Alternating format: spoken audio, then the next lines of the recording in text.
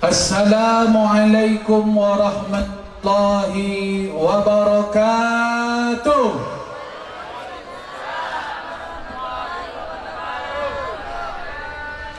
Kalau dengar sambutannya sudah sangat lapar sekali.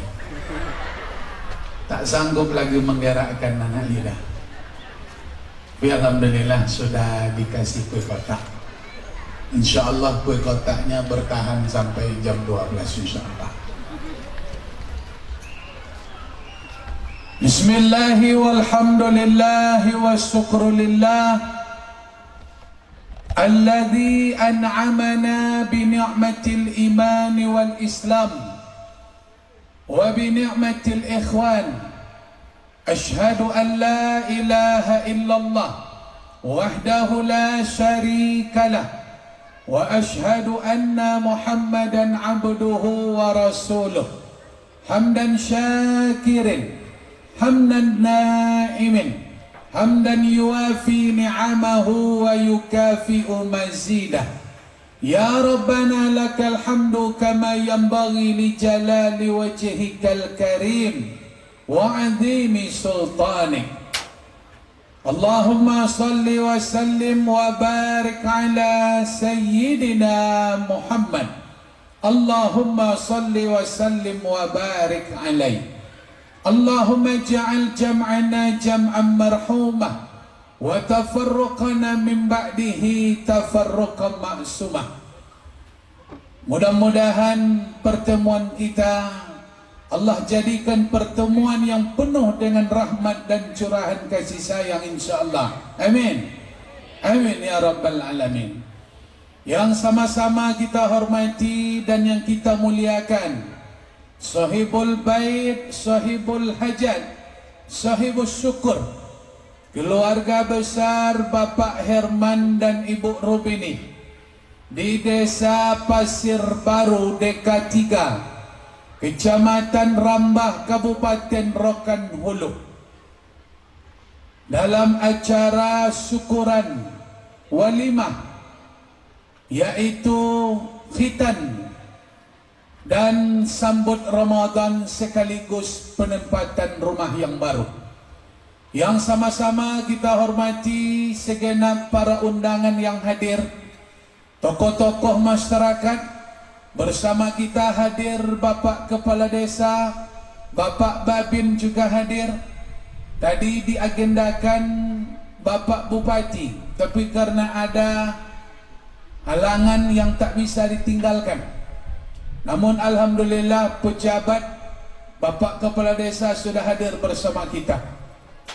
Bapak-bapak, ibu-ibu, keluarga besar dari Bapak Herman dan Ibu Rubini yang tak dapat kami sebutkan satu persatu. Segenap undangan yang hadir, bapak-bapak, ibu-ibu, enci-enci, tuan-tuan, puan-puan, jemputan majlis, undangan walimah khitan dan sambut Ramadan serta penempatan rumah baru. InsyaAllah kita semua yang hadir pada hari ini di rumah kediaman Pak Herman, mudah-mudahan kita termasuk orang-orang yang dicintai oleh Allah Subhanahu wa ta'ala. Amin. Amin ya Rabbal Alamin. Bapak-bapak dan ibu-ibu, mari kita awali pengajian kita dalam acara walimah syukuran khitan di rumah kediaman Pak Herman ini dengan memuji dan membesarkan Allah. Karena Allah lah yang memberikan kita kesempatan datang. Allah menghidupkan kita sampai siang ini. Allah memberikan sehat kita sampai siang ini. Allah gerakkan hati kita hadir ke rumah saudara kita. Oleh karena itu, orang beriman akan selalu ingat dengan Allah. Karena hidup kita ini berada dalam genggaman Allah, Bapak dan Ibu. Kita bukan hidup, tapi dihidupkan oleh Allah. Kita tidak berjumpa, namun kita dijumpakan oleh Allah. Jangankan apa yang kita nampak, yang kita usahakan langkah kaki kita, nyawa kita yang bersemayam di dalam badan kita ini berada dalam genggaman Allah. Mudah bagi Allah untuk mengambilnya kapanpun. Boleh jadi setelah acara ini kita sakit, boleh jadi setelah acara ini kita meninggal, karena kita tidak tahu. Begitulah kita ini sebenarnya diatur dan dalam genggaman Allah. Oleh karena itu, banyak-banyak kita bersyukur, banyak-banyak kita memuji Allah. Semoga kehidupan kita selalu dalam kebaikan dan lindungan Allah Subhanahu wa taala. Amin. Amin ya rabbal alamin. Salawat dan salam kita kirimkan kepada baginda Rasulullah, Kanjeng Nabi Muhammad sallallahu alaihi wasallam, putra terbaik, suri tauladan umat Islam di dunia ini. Dia adalah manusia pilihan yang Allah jadikan sejak dunia sampai akhirat. Dialah yang akan menolong kita nanti ketika tak ada harapan meminta tolong kepada anak, ketika tak ada harapan meminta tolong kepada keluarga, pasangan, ayah dan ibu. Namun Nabi Muhammad datang untuk memberikan pertolongan itu. Maka wajar dan pantas kita selalu berselawat. Umat Muhammad jangan kikir. Yang kikir di dunia ini bukan orang tak mau mengeluarkan harta, kata Nabi. Siapa yang paling bakhil di dunia? Bukan orang kikir tak mau berbagi, tapi yang paling kikir di dunia ini adalah orang yang tak mau berselawat kepada Kanjeng Nabi ketika nama Kanjeng Nabi disebut di depannya. Ustaz, kami pribadi mengajak kita semua, mari kita berselawat kepada Nabi Muhammad sallallahu alaihi wasallam. Allahumma salli wa sallim wa barik ala sayyidina Muhammad wa ala ali sayyidina Muhammad. Bapak-bapak, ibu-ibu, seluruh undangan yang hadir, teristimewa keluarga besar Bapak Herman dan Ibu Rubini. Alhamdulillah, Ustaz Bom-Bom dari Kampar, kami bernama Samsuardi secara kertas, secabik kertas bernama Samsuardi, tapi itu hanya tinggal secabik kertas. Walaupun nama indah, artinya bagus. Samsu artinya matahari, Ardi artinya bumi, tapi itu hanya tinggal di atas kertas. Keluarga kami, ayah, ibu, abang, adik, paman, ete, tak ada yang memanggil Samsuardi. Karena kami lahir berbobot besar, berat lebih dari 5 kilo bapak dan ibu, maka dapatlah kami panggilan kesayangan.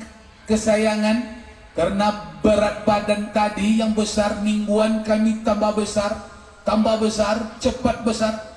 Bahkan kami bayi sehat di Kabupaten Kampar yang banyak dapat hadiah. Dulu anak-anak kalau dia sehat dibawa ke posyandu, dapat hadiah dari ibu-ibu, iya kan? Banyak dulu posyandu yang sehat-sehat dapat ini, dapat itu. Saya bayi sehat yang selalu bawa hadiah pulang kalau ditimbang. Saya rekor.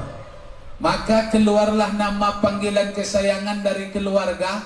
Dipanggillah kami berumur mingguan, bukan tahunan, baru mingguan, dengan sebutan Bom-Bom. Semenjak itu sampai hari ini kami dipanggil Bom-Bom di keluarga kami. Jadi Bom-Bom ini bukan nama viral Bapak Ibu. Nama viral itu tak ada. Bom-Bom itu memang dari kecil Bom-Bom sampai hari ini. Jadi Samsuardinya Pak Ustadz, Samsuardinya dipanggil ketika sekolah, di absen. Samsuardi, hadir Pak, hadir Bu. Tapi siap itu dipanggil Bom-Bom lagi. Jadi ketika absen saja, itu nama akrab kami. Dan kami tidak akan marah Bapak Ibu panggil Ustaz Bom-Bom. Oke, Ustaz Bom-Bom jadi. Mudah-mudahan pertemuan kita ini diberkahi oleh Allah Subhanahu wa taala. Amin. Kami Ustaz Kabupaten Kampar berbahasa Ojo Tapi di sini kami melihat Bapak Ibu tidak ada orang Oju. Saya menengok ini saudara-saudara kita tak separtai dengan Oju ini. Jadi Ustadz Bom Bom akan berbahasa nasional. Kalau bahasa Indonesia, bahasa Jawa kami cuma dapat sikit-sikit. Paling-paling nge monggo. Nah, itu aja kami dapatnya. Nge monggo. Orang. Podo wae, kami tahu juga itu. Tapi biarlah nanti saya sapa Bapak Ibu dengan nge, monggo, suai. Bilang nanti kalau tak ngerti, kalau lucu, angguk-anggukkan aja lah. Kalau keluar bahasa Ocu kami nanti angguk-anggukkan aja lah. Kalau tak ngerti, tanggunglah sendiri. Bapak dan Ibu hadirin yang dimuliakan Allah, 3 rangkaian syukuran keluarga besar Bapak Herman. 1, syukuran khitan. Jadi 3 acara kita Pak. Kita bagi waktu ini 3 poin. Nanti selesai. Kalau ada hidangan kita santap nanti. Kalau tidak kita pergi dengan hati yang luka. Khitan Bapak dan Ibu, khitan ini merupakan fitrah manusia. Anak Pak Herman yang khitan hari ini mana tadi, budak tadi mana? Robi Hermawan dengan Jagat. Iya ya, Jagat namanya. Jagat apa tadi? Jagat Hidayat, 2 laki-laki. Khitan ini fitrah Bapak dan Ibu. Fitrah itu mesti ada pada manusia. Salah satu fitrah itu kata Kanjeng Nabi al-khitan. Termasuk fitrah kita ini mencukur kumis, menggunting kumis. Itu termasuk fitrah. Memotong kuku, itu fitrah kita. Maka kuku dipotong, jangan sampai panjang. Fitrah kita. Kapan bagusnya? Hari Jumat. Potong kumis, potong kuku, kemudian segala yang tumbuh di badan dirapikan. Itu fitrah kita. Dan kalau dilakukan di hari Jumat, luar biasa. Termasuk sunnah hari Jumat. Laki-laki motong kuku hari Jumat dapat pahala. Potong kumis hari Jumat dapat pahala. Begitulah agama ini memberikan kita door fresh, pahala-pahala sampai kepada hal membersihkan badan. Fitrah ini Bapak dan Ibu, bukti kita orang manusia yang insan kita itu belum muncul sebelum kita keluarkan fitrahnya. Sebab makhluk di dunia ini banyak, bukan hanya manusia, ada jin, ada hewan, ada manusia. Maka mana bukti kita sebagai manusia? Fitrah kita sebagai manusia itu salah satunya khitan. Dan khitan termasuk syariat dalam agama Islam. Khitan ini semenjak Nabi Ibrahim alaihissalam, bukan semenjak Nabi Muhammad. Coba bayangkan Bapak dan Ibu, syariat khitan ini syariat semenjak zaman kakek kita Nabi Ibrahim sampai turun-temurun ke zaman kita hari ini. Berarti syariat khitan ini dapat pahala syariat Nabi Ibrahim. Hukumnya apa Pak Ustaz? Hukum berkhitan bagi laki-laki wajib. Bagi perempuan ada yang mengatakan tidak wajib, tapi dianjurkan. Karena khitan ini banyak dampak kebaikannya, baik dari segi agama maupun dari segi kesehatan dan segi sosial pertumbuhan anak di masa yang akan datang. Bapak-bapak dan ibu-ibu yang dimuliakan Allah, tanda kita menghambakan diri kepada Allah itu, tanda seorang anak bisa dibilang, nak, jangan sampai kita tidak taat nak. Taatlah kepada Allah, taatlah kepada Allah. Salah satu memperkenalkan Tuhan, memperkenalkan Allah kepada anak, salah satu lewat berkhitan. Karena khitan bentuk ketaatan manusia kepada Allah. Allah perintahkan kita berkhitan, maka mutlak kita melakukannya. Ini salah satu bentuk dari seorang anak yang baru kecil diperkenalkan bahwa kita mesti mentaati Allah Subhanahu wa ta'ala.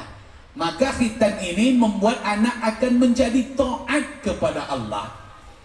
Oleh karena itu khitan jangan dilambat-lambatkan. Sebenarnya khitan ni bapak dan ibu waktu lahir pun boleh dikhitan. Tapi kita tak tahu masalah ini. Bahkan 7 hari lahir pun bagus dikhitan. Khitan tu bagus, cepat lebih bagus.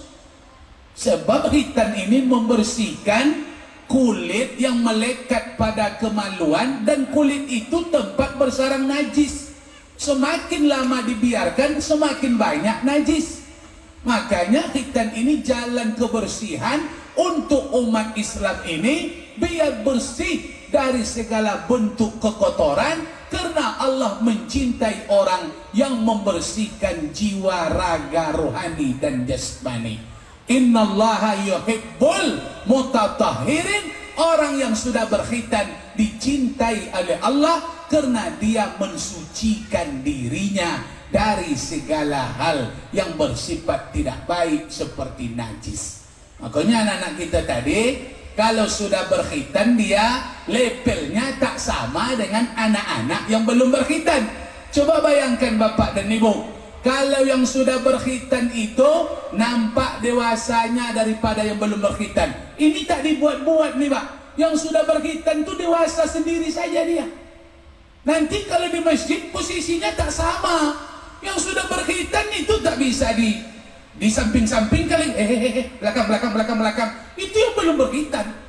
Kalau yang sudah berkhitan itu menyelip pun dia di sop kita, boleh.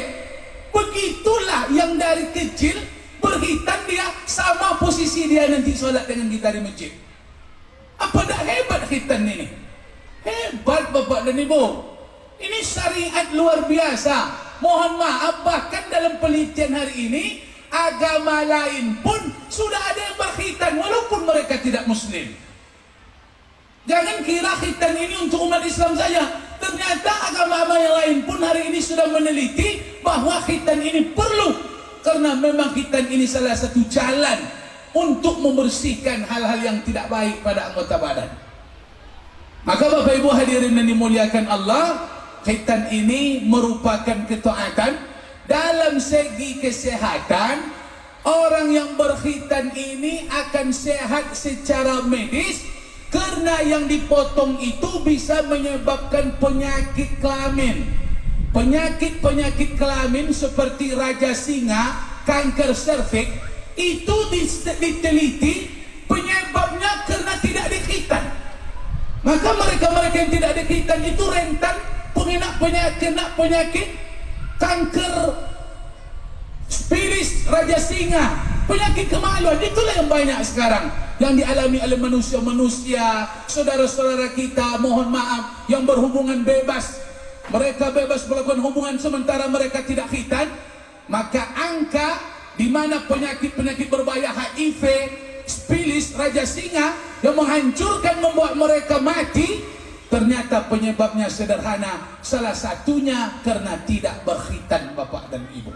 Begitulah hikmah khitan ini. Kalau dilihat dari segi kesehatan, dia akan membuat kita menjadi sehat, selamat dari penyakit-penyakit yang sifatnya menghantam kemaluan, kemudian membuat kita dalam keadaan bahaya, keturunan rusak. Dan yang lebih hebatnya, khitan ini dalam segi kesehatan akan menjadikan badan itu lebih sehat, pertumbuhan anak itu akan lebih mantap. Makanya khitan dilihat dari aspek agama, dilihat dari aspek kesehatan, luar biasa. Dilihat dari segi sosial, ternyata khitan mengangkat derajatnya, membuat dia menjadi dewasa. Allah akan berikan kedewasaan kepada anak yang sudah berkhitan. Pola pikirnya pun lebih dewasa, sikapnya pun lebih dewasa, tingkah lakunya pun lebih dewasa. Memang ini merupakan kebaikan yang sudah Allah perintahkan dalam agama kita. Bapak-bapak dan ibu-ibu yang dimuliakan Allah Subhanahu wa taala. Lalu apa yang mesti ditekankan kepada anak yang sudah berkhitan? Nah, makanya anak tadi harus ada di sini sebenarnya itu. Kalau untuk kita sudah. Sekarang dia yang sudah berkhitan bagaimana? Anak yang sudah berkhitan, sampaikan kepada dia. Satu, kamu kalau sudah berkhitan, Robi, Jagat, kewajiban pertama, maka yang sudah berkhitan, dia dibebankan hukum syariat. Anak yang sudah berkhitan, sudah balik akal, maka dia dibebankan hukum syariat seperti yang dibebankan kepada kita.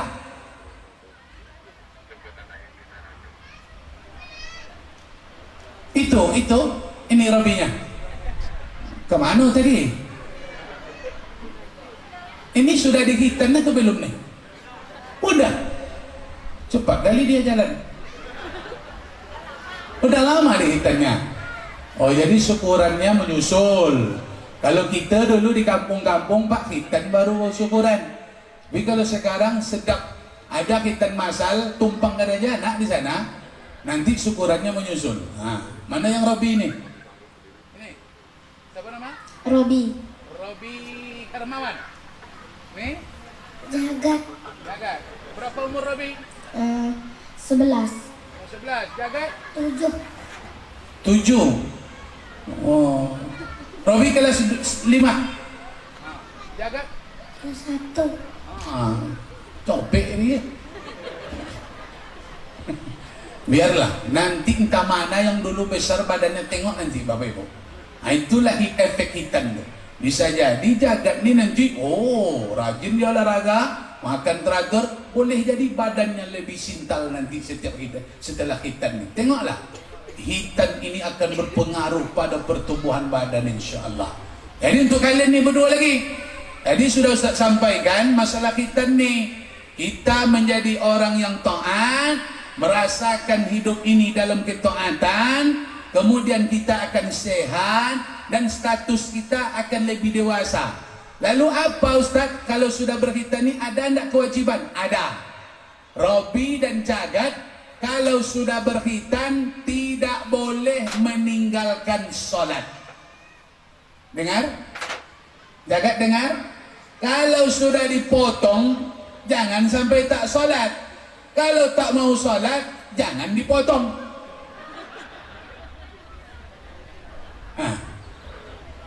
Coba nah tu pilihlah. Sambung itu sholat. Sambung lagi itu sholat. Sholat. Jangan sambung lagi, sakit tuh.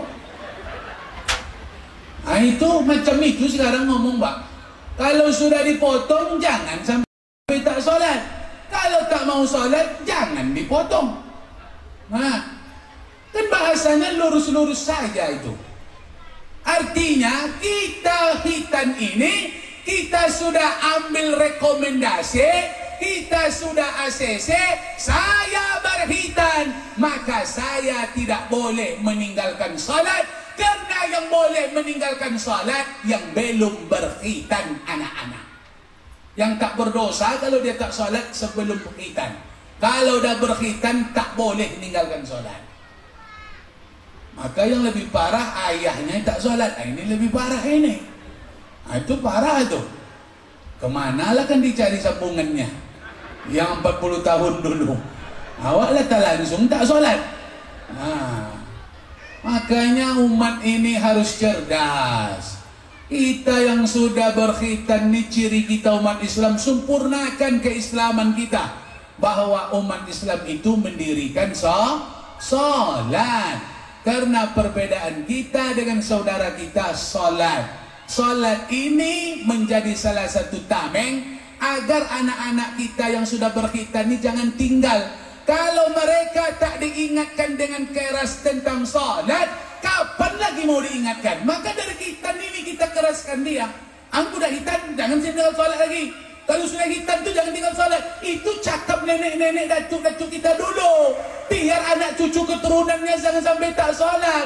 Kalau dari kecil dibiarkan tak salat, nanti tambah dewasa tak salat, sudah tua. itu tak sholat juga sampai mati bapak dan ibu. Hancur hidup bekalang tanah, nanti mati azab yang akan menimpa. Hiduplah sudah susah, mati masuk neraka. Kenapa? Karena